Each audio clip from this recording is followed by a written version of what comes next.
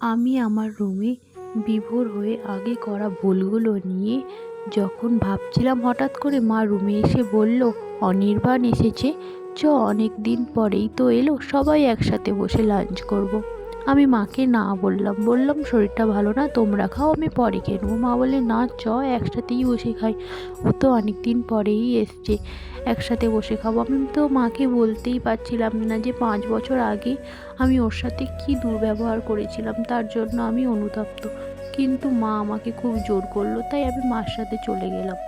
অনির্বাণ আমাকে দেখে বলল, কেমন আছো, পড়াশুনো কেমন চলছে? মানুষটিকে দেখে তো আমার এক ফোঁটাও মনে হলো না যে সে আমার উপর রাগ করে আছে।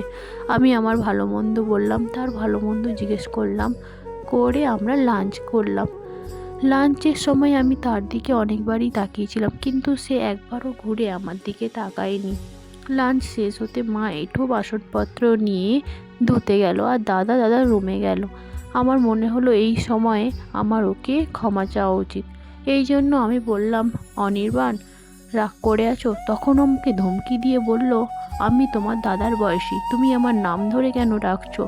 সেই মুহূর্তে আমার মনে হলো, একটু আগে করা ব্যবহারের যে মানুষটার মধ্যে আমি দেখেছি, এখন আমি সেই ব্যবহার মানুষটার মধ্যে দেখতেই পাচ্ছি না।